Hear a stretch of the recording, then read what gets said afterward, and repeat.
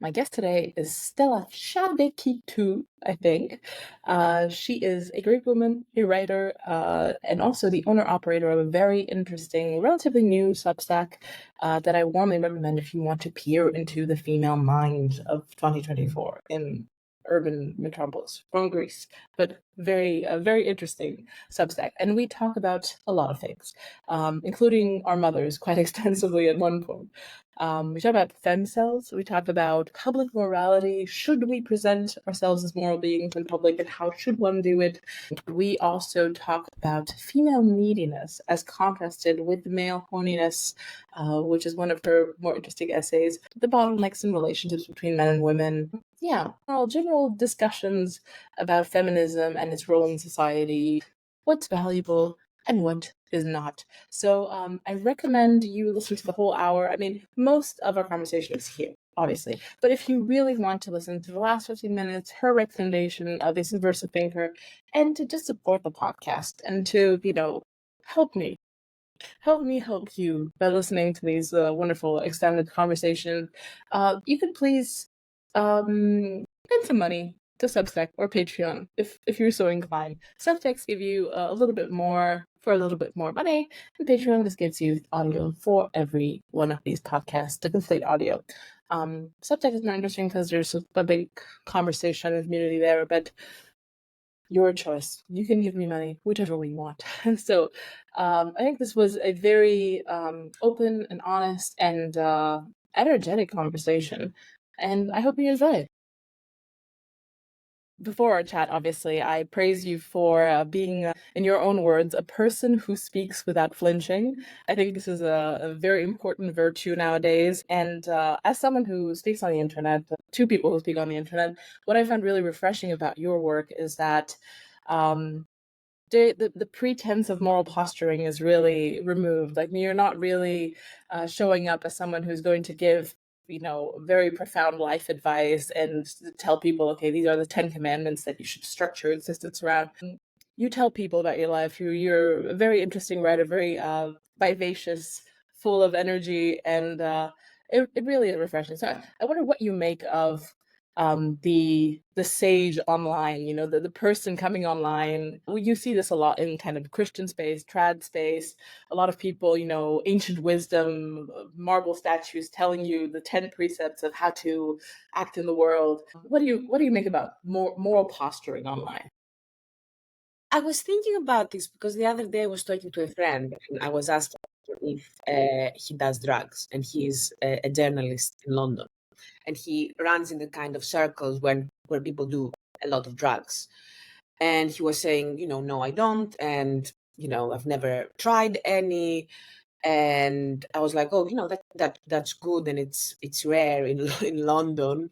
And why do you think? I was like, why do you think that people do so many drugs in London? I find it weird, especially when they're doing jobs where they work in politics or in the media, and there is such a high risk if you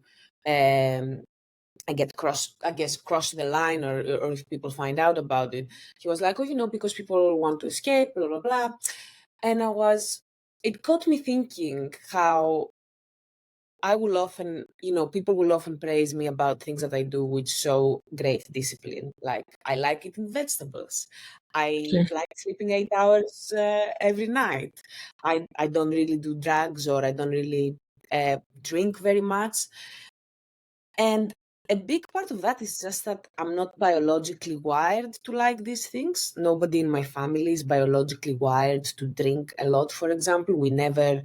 It's not like we're ever very prudent about alcohol. It's just that I think our bodies just don't react well to it, and we don't enjoy it as much. There are other things that we enjoy more. So it would be very easy for me to go and tell people, you are a lesser human being than me because you enjoy a glass of wine. Whereas I can totally become teetotal from tomorrow and I will be fine. And there could be a slice of truth there, in that I'm making a conscious decision to be disciplined. But I also just have no idea what it's like really enjoying alcohol. And that's just one example, right? Another example is with casual sex. intuitively, I don't have casual sex in that without me putting any moral standards on myself.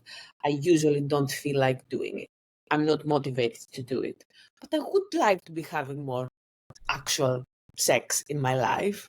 So it would be very easy for me to criticize people who just feel the urge to do it and then they do it and they enjoy it. But really, I have no idea.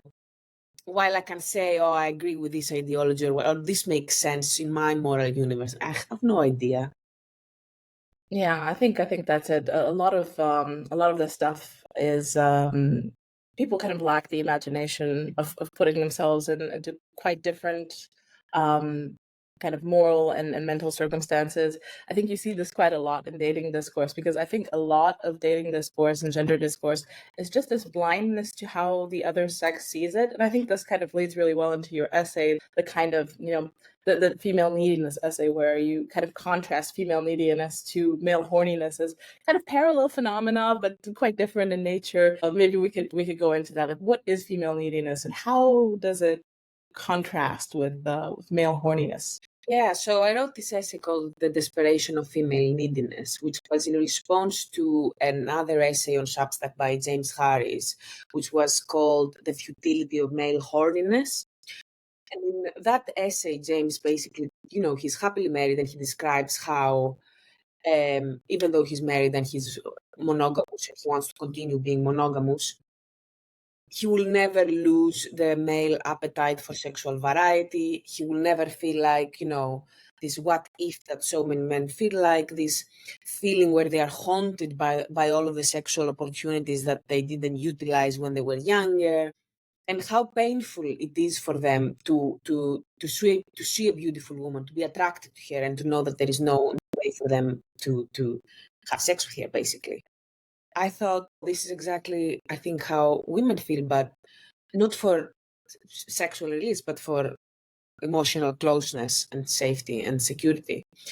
And so I wrote a response to it because I felt like, men do not see how painful the other side is for women, and women do not see. Like, I think that we both see the other's needs as somehow morally lesser or less painful, less painful than ours. So in that piece, I wrote about what I have observed, especially from women who live in big cities like London, educated women, who are often quite attractive, successful, educated, and they really struggle to find a relationship. And they either convince themselves that they are cool with having fun, casually dating, casually having sex. But at the end of the day, I think what they really, really want is they want to have a relationship, they want to have a safe and secure relationship. And how incredibly painful that is, but also how the pain of that experience is compounded by the fact that it's really shameful to admit to having a need that you cannot cover, especially if you are an empowered woman who is achieving things for herself in her career, in her education, and whatever. And you have to go out and admit that I just want a man to love me, and I'm failing at that. And I wrote in that essay that part of the reason why I write that is because I feel secure enough in how attractive I think men find me, to not worry about this making me feel like, making me look like a loser, or not that I don't feel like a loser often in my dating life. It comes with the territory. But I have a lot of friends who have tried to convince me that they enjoy casual dating, and I do believe that there are women who enjoy having sex casually, especially older women who have been, divorced with kids, who have a lot of other competing priorities. But I think that for the vast majority of women that I know, I see that there are a lot more women who are suitable for long-term relationships, and not as many men around who are willing and who find that kind of lifestyle satisfying. Yeah, I think the a point of discourse online is that, women live life on easy mode. And, I guess from the perspective of someone who really wants to have casual sex, can't have casual sex. Yes, women do live life on easy mode. If I wanted to start my, gay level orgy life tomorrow, I could instantly do it with probably any sort of willing participant in 5 minutes on the street. I'm not going to do that because it's just really not anything that's. I'm not sure that's true though, because unless which is what a lot of people tell me when people say, "Oh, you could totally have sex if you wanted to." Stella, I'm like, okay, with whom? Men who I'm not attracted to. You want me to rape myself? That's what you want, basically. Because if I am, if I'm attracted to someone, then I will probably, I don't know, maybe I will be emanating relationship vibes, and they won't want to actually casually date me. I think that happens. But otherwise, you're telling me to take a stranger in my bed who I don't feel particularly drawn to. Yeah, well, that's definitely a big differences between genders, because just the male sex drive is more of an urge, something that needs to be scratched. It's not as responsive or relational or dependent or contingent as the female sex drive. And the idea of bringing a stranger into your bed and having sex for the sake of sex is not completely alien. And I think that's the ease with which women could do that seems like this miraculous capacity that loses its miraculosity or miraculousness the second you become a woman, because it's not it's a very scary thing in many ways. And I think a lot of men don't realize that, because they say, okay, men can overpower women, and they're a stronger gender. I think we all agree on this, but suddenly it's all upside to be desired, or essentially to have people want to have sex with you all the time, which is, I would say, it's kind of a mixed blessing. I'm just not. I just don't feel turned on. That's all. That's as I just don't feel attracted to someone that I don't want to go on a date. It Yeah. doesn't cover any of my needs. Yeah, and that's kind of the other talking point about women only being attracted to a very specific subset of men. Why? Yeah, but it is interesting though, because it's always like men that are very high in, I don't know, whatever 10-point scale someone autistically concocted on YouTube. But it's people, I think, would be very surprised of the men I have dated, and I'm sure quite a lot of the men, in terms of many of these parameters, especially wealth and height, Yeah. been very spotty in my case. Even intellect. Yeah. It's been quite interesting. So yeah, I don't know. I don't know how your dating history's been. But yeah, it's not, there's no 6 feet, 6 figures. Yeah, exactly the same. So people go on my Substack and they see that in various places I say that I find myself to be good looking, and I say that sometimes it's part of my character as well, and part of being Greek, and just I find it a bit funny as well to be a bit over the top with how well I perceive myself. But people take it very literally, and their advice they always say is, "Oh, you probably have very high standards, and this is why you are single." And it's just plainly not true. And as you said, both short men, chubby men, men who are poor, literally poor, not just not rich, Yeah. poor, Literal homosexuals. yeah, and it's all about the connection, like just being charmed and feeling a connection. Like if someone can charm me, I will go on a date with them. But then Okay. the other thing also is that what do you think happens when you date men who feel like they are beneath you on the dating scale?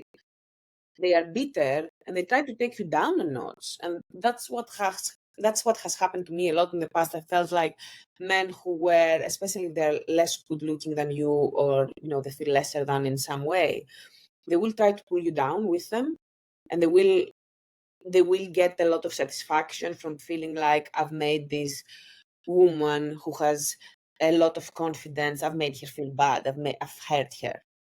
Yeah, I think there's yeah, that's one of the things that goes unsaid in all of this, lower your standards type conversation. That, if you lower your standards up to a point where the man, really does feel it as, feels your presence as a threat to his status, you will either have to yourself reduce yourself to his level to maintain the parity in the relationship, or he will inflict cost-inflicting strategies of main retention onto you, which can range from all sorts of abusive behavior, from verbal abuse, physical abuse, to just taking you down a notch, like you said, different ways of discouraging you from competing with his status, or by discouraging you from being attractive to other men. Because that's probably a concern. If he's beneath you, you're always prey to other men. And also, it's just the thing that I hate about all of this discourse is that I'm such a romantic at heart. And I think that all of that is lost when you hyperanalyze dating and all of that. And I often tell people about my Substack, like, look, most of it I consider it art. You shouldn't go there to take like scientific insights or anything. I haven't done any research to write the stuff that I write. It's all mostly just me expressing my feelings and my emotions. And I think that I love men. I love dating. I wish I wasn't so hurt by it. I wish I could just keep more positive emotions. But you have to take, you have to take the good and the bad together. And I guess Yeah, I think you're right, and it's so true that it really, the one thing that's absent in all of this, bean counting about who's the bottleneck in TFR, no one's having children anymore. It's just really the love aspect between men and women. Like it really crowds it out completely, and very rarely do people, how do you fall in love? No, it's like your sexual market value. Looks maxing. You need to be bean counting all day to maximize the value of your mate. I think it's counter instinctive, and it makes everyone really autistic. Like I feel we already have poor social skills because we're looking at this stuff all the time. But now it's accelerating because we've convinced ourselves that autism is needed for dating success. It's really scary.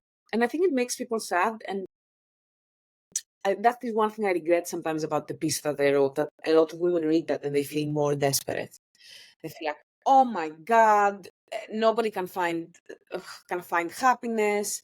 Love is not real. Men are horrible. They just want to have sex with us. And I don't want women to feel like that. And I'm not sure what's the solution. And like you go on Twitter and there are all of these amazing Twitter accounts that are super funny that I follow. Like I love Radfem Hitler. Like I love her Twitter. It's super funny, but it can make you feel a bit depressed about the state of dating. And I don't know. I think a level of healthy delusion is good in dating. Yes, I said this on the podcast before. Like, I think the blue pill in many ways was protective. Like, it's like a baby aspirin for your heart. You should be taking that stuff because being too exposed, it's not that this stuff like evolutionary psychology and whatever interpretation you have in the manosphere doesn't have a grain of truth, or it doesn't happen like some of the anecdotes about divorce rape and what happens in abusive marriages and all that. It's all true and it happens out there, but just wallowing in it, just like in a pigsty every day for entertainment value is just mentally disturbing. Like it makes you not want to leave your house. And it's the same thing with like, looking at crime statistics all day. You just think that someone's gonna shiv you the second you pop out of your house. But the world is a bit more friendly, a bit more toned down than maybe our exposure to all of these anecdotes makes it look. So there's quite a few more things that you've written about, and also I thought this was really interesting about the your transformation from the unfuckable hate nerd into a Greek goddess. And I think it's interesting, like being someone who's been in these two states of aggregation. What was the journey, and what have you learned about transforming from undesirable to desirable? Maybe what can our listeners learn from that? Yeah, I think it's very interesting because if you've been a bit of a nerd when you were in high school and you were, bullied and people didn't find you attractive, and then you have your swan moment when you go to university, you can detect people's change in behavior. It becomes very evident how different people treat you. And one, you get very excited. That's how I felt. I was very excited at this new power that I had. A bit disillusioned as well. You realize it's not people's intentions. I guess you start doubting people's intelligence and perception in a lot of ways. Like I often felt at some point, okay, I get it. So if I'm very confident and I walk very confidently and I speak to you in a specific way, you're just going to do whatever I say because, we're playing a status game here and I know how to read it. But it also gives you a lot of empathy. It makes you see how widely different social experiences people have. And I think for me, especially, it's made me like whenever I have a party, a birthday party or whatever, I feel like I want to invite every single person that I know. I don't want anyone to find out that I was having a party and I didn't invite them because I don't want anyone to feel left out. So I guess that. And yeah, it's also just made me a lot more chill. I think that it has made me a lot more relaxed about calling myself good looking or whatever, and like having very realistic standards about things like that because it doesn't really like what's underneath doesn't really matter. Like yeah, the same way. Yeah, I think it's one of those truths that you kind of have to live to realize that I've had that as well now. So, I've had two kids, gained a lot of weight. It kind of brought me back to middle school when I was like a chubby kid, and that middle school was for me, like high school for you. It's pretty apocalyptic. But then, high school came and I agree with my now, and it's really like, you end up focusing on those flaws so much and you're just like it's really all consuming. And then I realized when I was having conversations with my friends, I was like, I was constantly kind of bringing myself down. I was like, I don't know, making jokes about my weight and things like that. And I'm like, this is not attractive. This is dumb. Or, it was just kind of be wallowing in that muck. It really, it doesn't help anyone. It's not gonna illuminate anyone. Not gonna make them empathetic towards my situation. So, yeah, I think just trying to hide your weaknesses or trying to kind of be cute about them, it doesn't work. I think your strategy works much better. I often think, like, if I'm feeling down about anything like that, I think about the men I've been in love with and the men that I'm in love with now. And they're Imagine them in their underwear. no, but they're so flawed in so many ways, especially appearance-wise. I'm like, okay, if the whole world is just a lot more harsh, there is nothing I can do. But if I'm not harsh with others and with myself, then at least I have that under the bag. Yeah, creating that sort of mental oasis for at least for the people around you. Because I mean, yeah, the world is harsh, and just remembering school, like that's the first boot camp where you learn.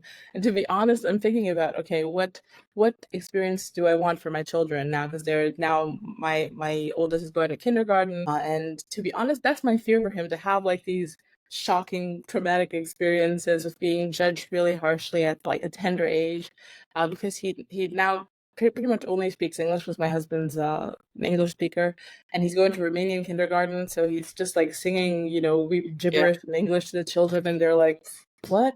Who's this guy? What's his deal?" So I'm just thinking, oh, please don't traumatize. But I think that someone like you, I think that we're talking about, your podcast is subversive thinking, all of that. I think one thing that being bullied in high school or generally gives you is that you get used to walking into a room and feeling like people hate you. You get used to that. And then when you become an adult and the time comes when you need to have tolerance to people hating you, you are okay with it. You know you can survive. You're like, I survived 6 years of everyone hating me and when I was at my most vulnerable. Yeah, So the I think opinion of strangers now means nothing. it's true. I think it also matters very much how you process it, and because I think for a lot of people, especially I think for a lot of men, it really kind of they turn it in on themselves, and it ends up like bullying. It never ends. They kind of internalize it, and then you hear like suddenly some guy just committed suicide for no reason, but who knows what type of internal turmoil he's collected throughout the years. Yeah, I think at least that's my hope that life is going to be harsh for my children, but at least hopefully I can give them some sort of scaffolding to be able to make sense of this stuff and use it, use it as fuel or whatever to build a good life. Because yeah, unfortunately, this stuff is not optional. And maybe I'm doing my son a favor by dropping him straight into the deep end of the pool, like learn a language. He will be more able to adapt. He will have, you know, he will have a lot of strengths that other kids will not have. I'm a big believer in having that kind of diversity of experience in your early life. Yeah, I think so too. And I think, just given his genetic makeup, he seems to be, a pretty energetic type of guy. And yeah, he takes it on the chin, so it should be fine. There was another thing that I thought was really interesting here about kind of femcels. You haven't written about femcels as femcels, but what do you think about the phenomenon of women who are now completely kind of shunning society? Not only because what you mentioned is people who, they're dating casually, can't really find a relationship, but there are women now who've just like decided, okay, we are, we guess voluntarily celibate, but given that they can't get any sort of relationship that they'd like, they're involuntarily celibate. I think it is very difficult for people to understand the experience of a very ugly woman, because even women who are not considered super hot, they are still probably like presentable in some way, or at least they will put an effort. And we have space for very ugly men, and I use this word ugly here. You know, it can mean whatever ugly means to someone, but just I do think there are like objectively some characteristics that society rejects in a very harsh way. And I think there is a space for deeply unattractive men, because there is the stereotype of, you know, the unattractive genius or whatever. Whereas for women, even women who are controversial, or especially if they're controversial, actually, you expect them to make up for it with at least some kind of acceptable looks. And I think there just isn't, there isn't enough even, I would say, culturally, in arts and in writing, there isn't enough about femcels, about ugly, lonely women who don't have any avenues. And I don't really know what happens to people like that. I was talking to default friend. What's your full name? I can't remember. Catherine D. Catherine D. Yeah, sorry. I was talking to Catherine D about femcels, because she does obviously research in all sorts of online subcultures. And she was saying how there are, you know, Reddit forums full of women who are like that. And I think sometimes, like, when I use the word femcel, I'm referring to, you know, maybe myself, when I'm having enough of online dating, and I don't really want to have myself, so I just don't go on, you know, a dating app or something like that.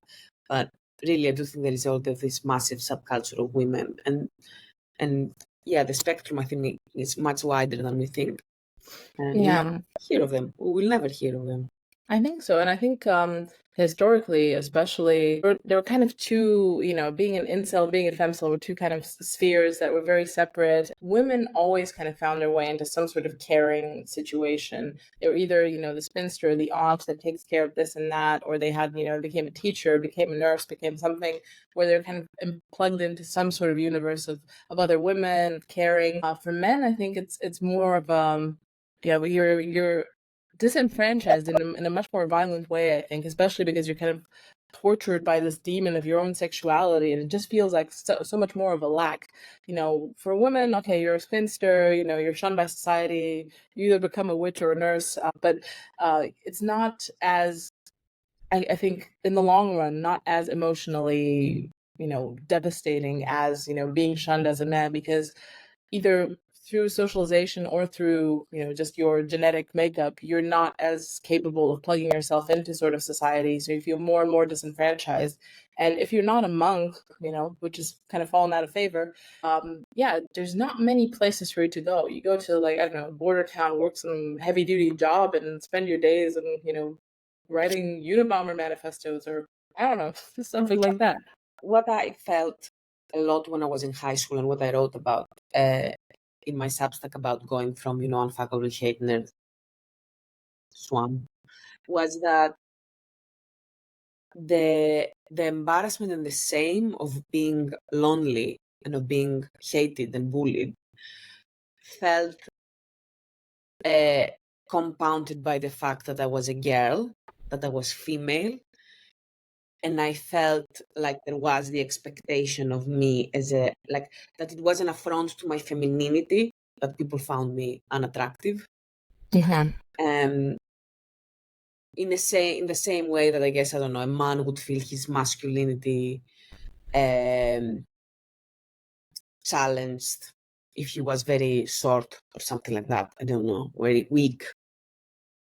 Yeah, that's a really good point. I think this is a point that I agree with Radfem Hitler on. I think she said that there's all this discourse about how a large chunk of males are invisible, but I think men don't realize how much of an affront they find ugly women or women.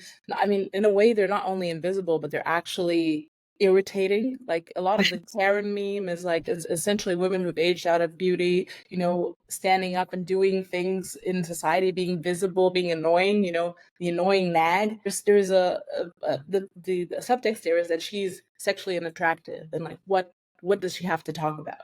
So I think women are on the pedestal and they're really beautiful, but then they go below pedestal quite fast when they're not beautiful. And I think men don't realize that. It's not like they're not just ignored, they're actively hated, maybe in a simmering way, but still.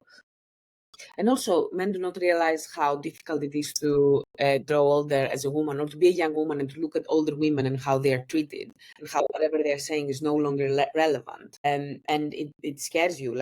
That's one of the things that makes me want to be more of a feminist, when I see how older women are treated. And I'm thinking, this will be me very soon. I think this is really interesting to discuss, especially you're coming from Greece, and this is I'm from Romania, fairly kind of similar cultures without the nice beaches, I guess, but pretty patriarchal.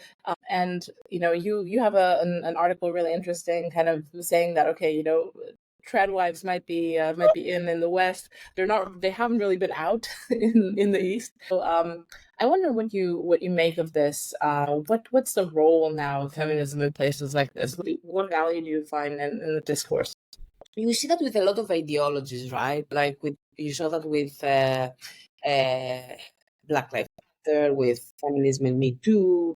You see that with a lot of strains of left wing movements, where you have one movement, a campaign, and it goes all very fast and very strong.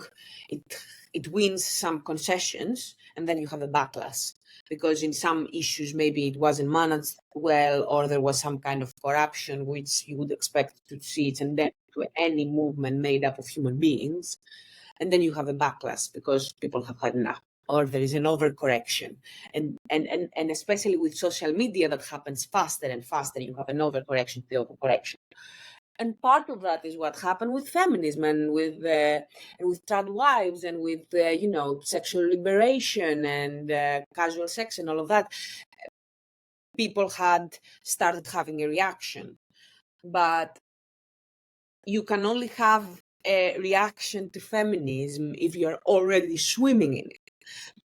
So if you go back to Greece, I talk to Greek women my age who have lived in Greece their whole lives, and they will still speak about feminism with this bright, as if it's something that they discovered, a couple of years ago, because it may well be that they only discovered feminism and the necessity for it a few years back. And it's still incredibly, incredibly relevant in their lives, in all aspects of their lives. Because in Greece, you have a situation where you can have a presenter on TV calling another female presenter a bitch or something like that, and it is considered to be fine, an okay thing to do. You have being sexually harassed by your male mates is something that you are supposed to take lightly. You still have reports of rapes and femicide, which are not dealt with, which are covered up by the surrounding communities. When I was growing up, I had friends who were growing up in the village that my mom was born and raised in Crete, the island of Crete. And they were telling me stories about how their dads would lock them in the closet, tie them to their beds, beat them up. And that was a thing that was quite common. And then you move to London. I moved to London when I'm 18. And at first, it's very exciting because feminism is taken as gospel. And I'm thinking, this is amazing. Everyone accepts feminism here. This is perfect. I'm never going back. And it does feel incredibly empowering because for the first time in my life, I'm being treated as a lot more woman. Even though my parents, they had all sorts of good things, but I was definitely raised, to expect a man to take care of me, to rely on men, to depend on men for my financial security, to see a lot of my existence as an act to attract men. So it was refreshing for me to come to London in a British university where that was not the case, and where I was rewarded and congratulated whenever I would, show that I don't need men and I'm an independent woman and all of that.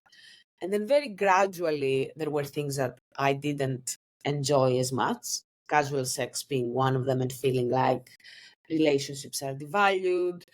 Another thing I didn't like back then, and I still think there are places where that happens, is, there was this overcorrection of, because we used to value straight white men so much, it became kind of a funny thing to bash straight white men. But there were times when I was feeling like there would be people who were genuinely talented and smart, and we were just putting them down because they were straight white and male. And when you become alive to that realization, like, you can't really look back. You just it all starts feeling a bit corrupted.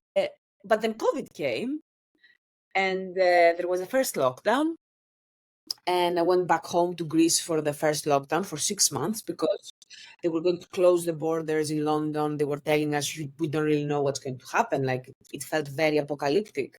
So even though I have a very intense and difficult relationship with my mother, and she drives me completely crazy, I thought, right, I need to go back home. So I went back home and I was locked with my mom for 6 months. And Same here. that's when you go back to your childhood home, like you realize you can no longer hide from the reality of your family, and you are an adult now, so you can see the full spectrum of whatever is there, whether it's mental illness, which I think there is a part of that in my mother, very toxic ideology. I realized that for my mother, everything I do is still like things to take me one step closer to becoming a mother and a wife. And that is still her main concern about my life, is finding someone to get married to and to have kids. And my mother will deeply believe that that my life will be completely wasted if I don't become a mother, and I will be deeply unhappy if I don't find a husband. I started realizing that, so maybe this is why I put myself down when I fail at dating, because my mother has made me believe that the most important thing in my life is to find a husband. So when I try to date someone and I fail, superficially I feel hurt, but also on a very deep level, I feel rejected, not just by this man, but by my own mother, because by her rules, I have failed. Yeah, it is interesting though. I had I guess, a similar relationship with my mother, and exactly that's the same. When COVID started, and we were like, okay, what are we gonna do? We didn't want to be in London anymore, so we moved with my husband here. And it's like, mom has kind of this, split house, and she died during COVID as well. Like, there was a whole very dramatic situation. Yes, I mean, it was 2 years ago now, but yeah, it's been an absolutely crazy time. And yeah, it was interesting because reading your essays, I was like, it's a very similar relationship that we had. My mom was she was hardened by life a little bit and became very cynical about men because of her relationship with my dad. So she wasn't really that tied up into me bearing. She wanted grandchildren, and she got to meet her first grandchild. She never really pushed that on me, but it was always kind of in the ambient water here as well. Like kind of growing up, it was an expectation. But I think for me, because I studied something kind of similar to gender studies in college, I got really sick of it, overexposure syndrome, and it just felt like a lot of this stuff has kind of the pretense of being science, but then, if you look at all of, almost nothing out of kind of gender science actually replicates, like, things like stereotype threat. It was drilled into us in college like this, what's the reason for group differences? Oh, it's stereotype threat and things like that. And then kind of discovering that a lot of this stuff was, not necessarily based on a lot of proof. It kind of made me, have my own little backlash. Said, okay, I was duped.